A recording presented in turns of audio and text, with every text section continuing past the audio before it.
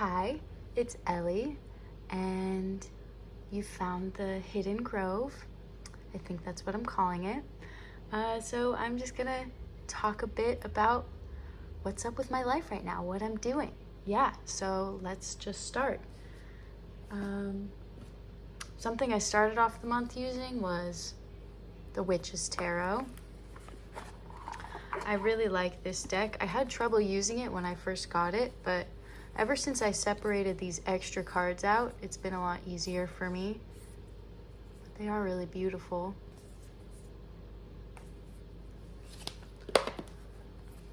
So, here's this deck. I find myself becoming really interested in these women that are pictured, what they're thinking, why they're in the spaces they're in.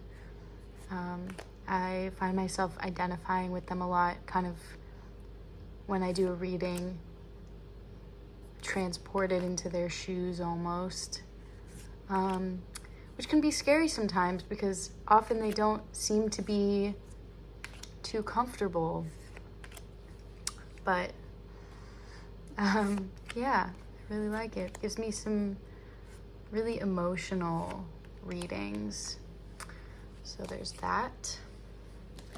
I am restarting my deck and walk. I did one last year, so it just ended, but a lot of people on the tarot interwebs seem to be starting one this year, so I guess I just decided to continue mine, and for that I use the Thoth Tarot. I have a trimmed copy here. I also have an untrimmed copy of this, but I just love it. I love it trimmed. I think the colors are awesome. I've been really obsessed with Thoth this past year. I mean, in my deck and walk last year too. I guess I should put this down, huh?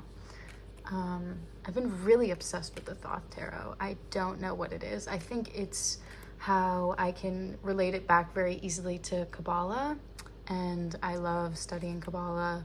I grew up with a lot of Kabbalah. My dad used to study Kabbalah, so yeah, it just feels very mystic to me, very deep and secretive, and I really like that. I used to not like that. It used to really frustrate me because I got in this mindset that I can't read with this deck unless I understand everything about it, and that was very frustrating. So I just kind of had to let that go, and once I did, I loved it so much. So to add, since I'm redoing my deck and walk, I decided to add another deck to it to kind of make it exciting, and I'm using the Marielle Tarot. And I've had this deck for a while. I got it secondhand, and the person who had it before me trimmed off the gilding. This is the second edition, and trimmed off the gilding and made it black, and it smells a bit like cigarette smoke, but I don't mind that too much. And I put it back in order so that I can use it for the deck and walk, finding the cards more easily. But ever since I got this deck, I guess I never really got into it, kind of for the same reason that I felt intimidated by the Thoth at first. Was I feel like it has so much depth to it, and wiggling, and so many secrets and these messages that I don't quite get yet. So I haven't been able to release that feeling like I did with the Thoth, but hopefully using it in the deck and walk will kind of give me a deeper understanding of it. And I'm using the guidebook too, so I mean, we're still just in Two of Wands, so it's only the first decan, but so far I've really, really liked the comparison between the Thoth and the Marielle. I think it's working really well for me. So yeah, I've been using that too. This month was also my birthday. I'm a Pisces, and for my birthday, my dad got me tarot as color Ethel Colquhoun. I am so excited about this. I love it so much. It is just really, really beautiful. He just knows me, I guess. Yeah. But this has been such a treat to look through and enjoy and do. So far, I've only I've only felt really comfortable using one card pulls with this, just because I feel like I marvel so deeply at each card that putting it in a larger spread doesn't feel right yet.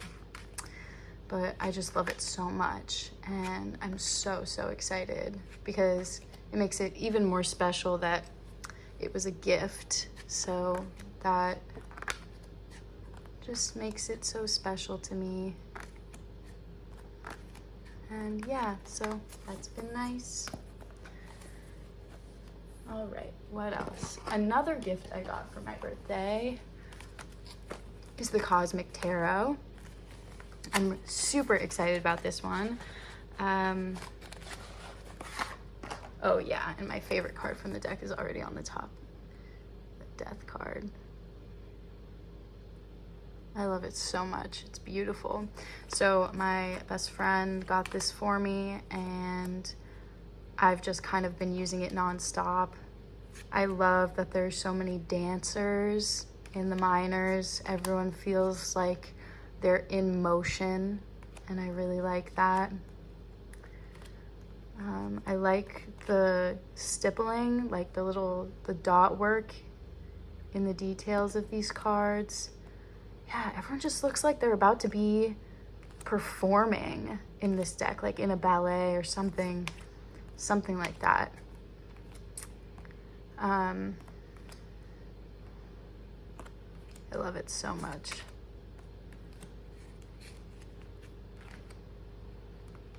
Yeah, so that was another gift. I don't know if I'm flipping through these too fast, but hopefully you get the gist of each one. Put that back in its box. All right, what else? Oh yes, the Trionfi della Luna Marseille Paradoxical Edition. I love this deck. It is just so straightforward for me to work with. I have been working a lot more with Marseille decks recently, and this one just is so cool and also feels very traditional while having, you know, in the majors and the court cards, its own little Patrick Valenza spin. But I love that I can have that sort of quirkiness, but also feel like the Marseille system is still very much intact. So I really have been enjoying this deck a lot. And surprisingly, it pairs well with a lot of other decks for me. It's weird. This month for me, I haven't really been using Oracle decks at all. I only have one to show you, but for whatever reason, it's just been a very tarot month. I haven't felt the need to use Oracle recently, except for one deck, which I pulled out literally only once to use to pull a single card, and that was Alice the Wonderland Oracle. I really like this deck. I was kind of drawn away from it for a long time because of the art, not Jasmine Beckett Griffith's art specifically, but how some of it doesn't feel cohesive. Like, I don't know, some of the art I feel like sometimes just doesn't fit that well together. But then once I got it, I realized I didn't feel that way at all with the actual deck in my hands. It was just kind of looking at it from the outside. I think the messages are all really cohesive and just enough of like a darkness or a deepness that it doesn't feel pointless to be using. So I really like that. And I actually paired this with the Asherah or Asherah, I'm not sure, the Asherah Tarot. And I really, really liked this pairing. Let's see if I can do a little, I don't know if I'm fully in screen, but I really like these together.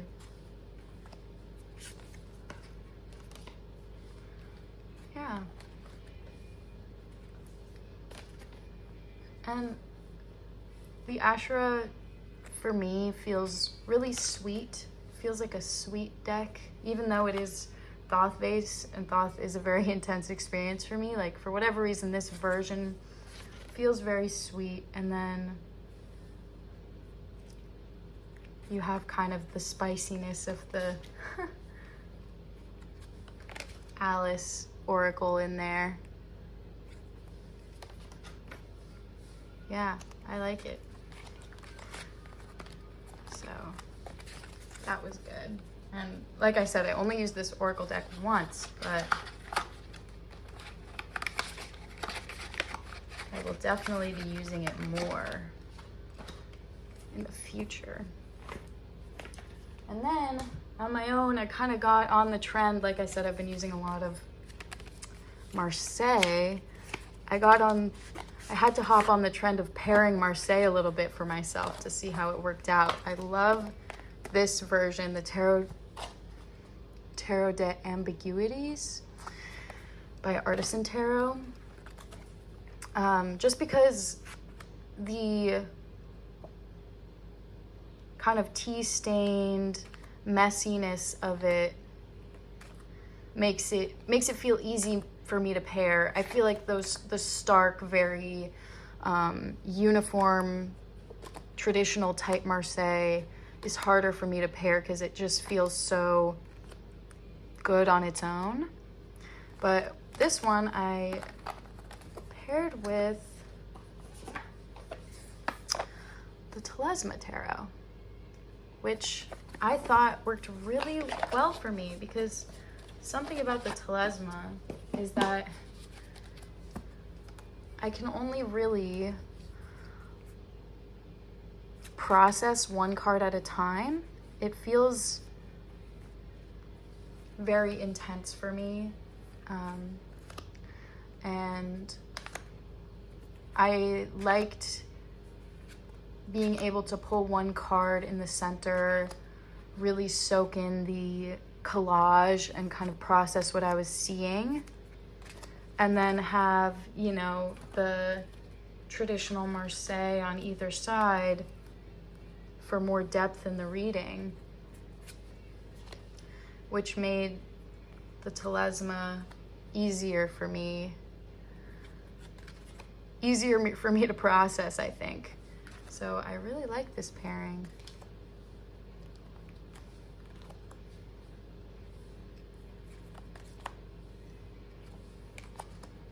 I think the Telesma has a lot of primary colors in it, reds and blues.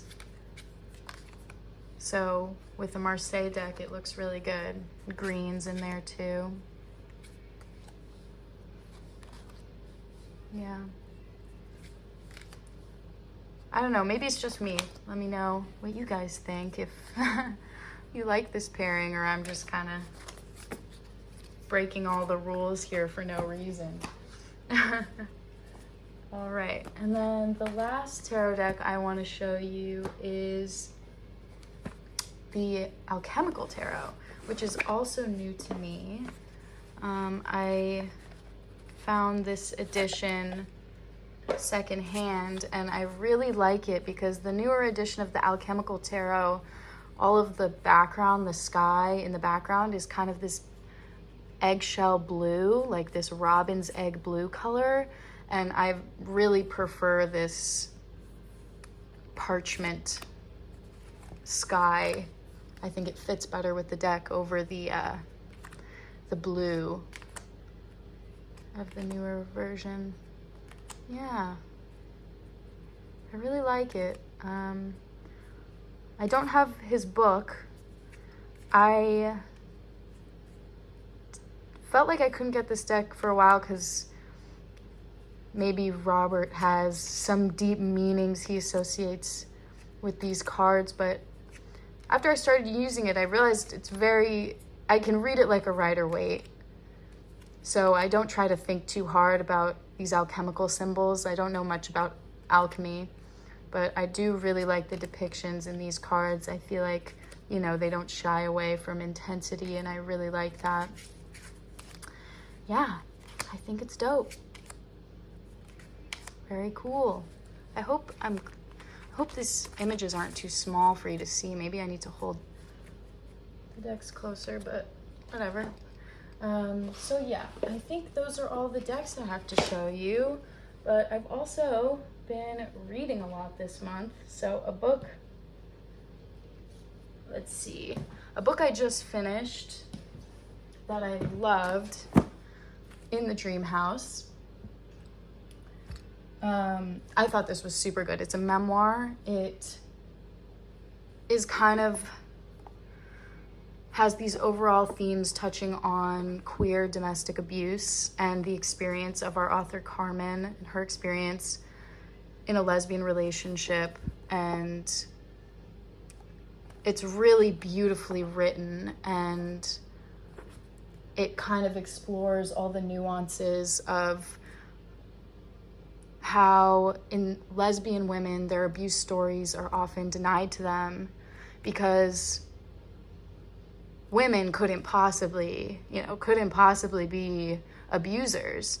And, it's hard when you have an already marginalized group to feel like you're the one shedding a negative light on a group that already, tends to get a bad rap among people in America for the wrong reasons.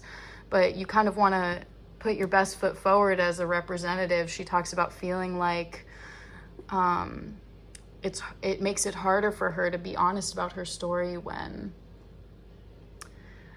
queer people kind of need to be putting on their best face in a society that doesn't accept them readily. So I thought it was very nuanced and very, very beautiful, good book.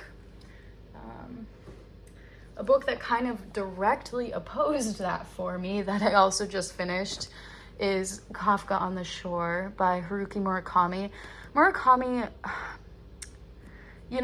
5 years ago, he was one of my favorite authors. And I think I was a lot less aware of the role of women in his books. I struggled with this one because I do love the magical realism going on in his books, and how, one second you think it's a normal story and then the next second fish are falling from the sky. I think that's really fun.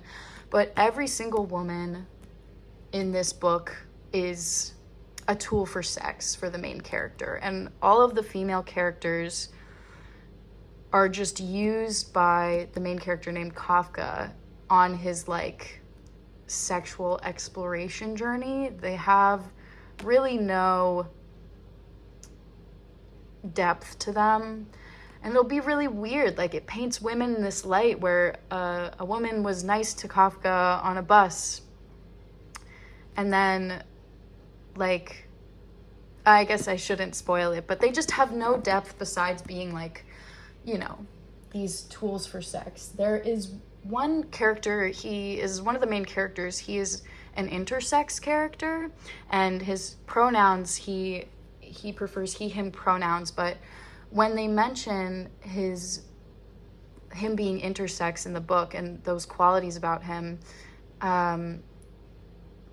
he just calls himself perverted all the time. It was very hard because I almost felt like there was going to be, this introduction of a character to the book who might break my disappointment with what was happening, but he kind of existed as a tool for confusion and to even combat women even more.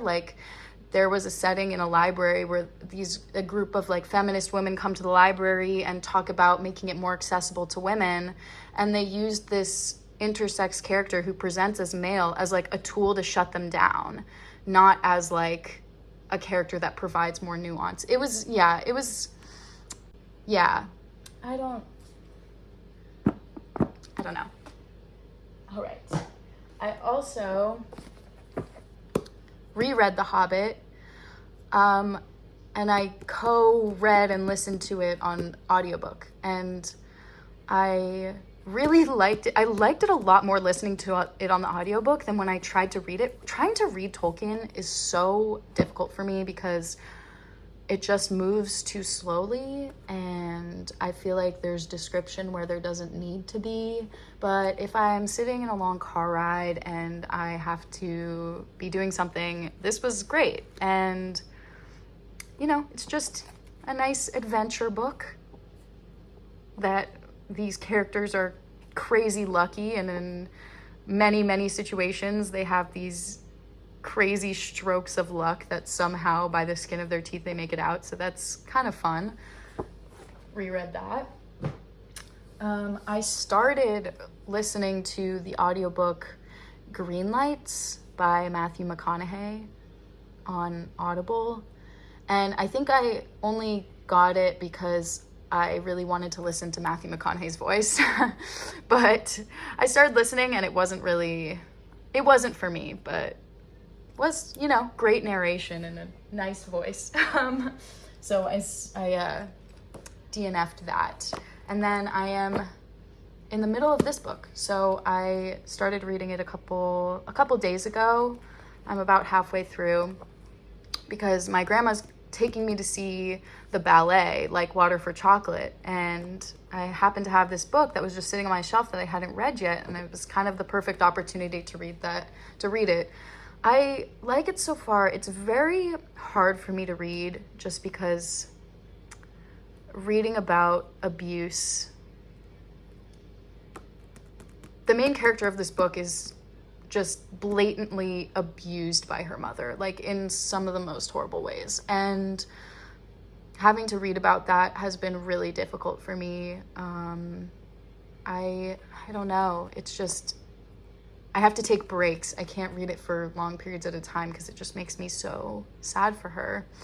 But something really cool about this book is that it's written monthly. So I'm on July, and each month or each chapter has a recipe associated with it. So it has the ingredients, the recipe, and then throughout the chapter, interwoven with the story, kind of goes through the process of how you cook this meal. So I love that. That's super, super cool. And there's these aspects of, again, magical realism. I guess I'm on a magical realism kick. Magical realism where the food, the main character can somehow transfer her emotions into the food and affect the people who eat it. So I love that. Let's see. I don't have the book with me because I lent it to my sister, but I read Daisy Jones and the Six because the TV show is coming out, and it was nice. It was an easy read. I liked it. It was like meh. It was nothing super special, but it was fun. It was like a good, nice, easy, fun book. I liked that. And what else? I'm also in the middle of, I'm just checking my note sheet here because I would forget everything I needed to talk about. I'm also just started reading The Picture of Dorian Gray by Oscar Wilde, and I really like it so far. I'm only like a couple pages in. Sorry if you see dirt around here. This is my carpet. I'm on the floor. But yes, so I like that so far, and I will report back how that goes. Other things that are up with me, I've been trying really, really hard to get a library card, but for whatever reason, my local library is making it very difficult, and I need all of these documents to prove I really live here, and it's just this whole process, but I'm very excited. I'm gonna make that happen this month. I also just started a new job today, so that's been really fun. I am working at a middle and high school as a math and science teacher, so that is gonna be super fun. And yeah, welcome to my channel, and thanks for watching and listening about my life. I hope you found it entertaining. And oh, I was gonna talk about one more thing, which has been my favorite tarot spread to use this month.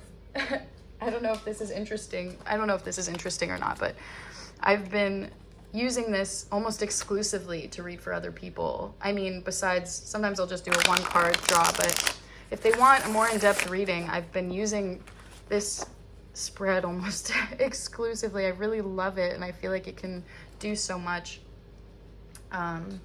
So it's just basically half a Celtic cross. So I'll do, you know, the seeker in the middle, crossing their path. I call this the super conscious. So like, I don't know if this is actually what super conscious means. I just use that word, but something that's readily available in your consciousness that you can access. Subconscious thought down here. And then past influences and what you're looking forward to for future influences. And then I just kind of lay out my spread this way, and I found it gives really, really, really good readings. So I love this. I guess you can't really see these, but yeah, this is my favorite spread of the month. And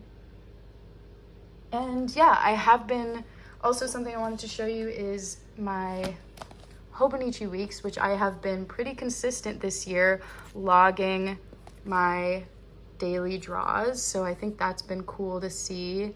I've been having a lot of fun with that, and kind of like my favorite tarot decks I've been using. Yeah, that's another thing.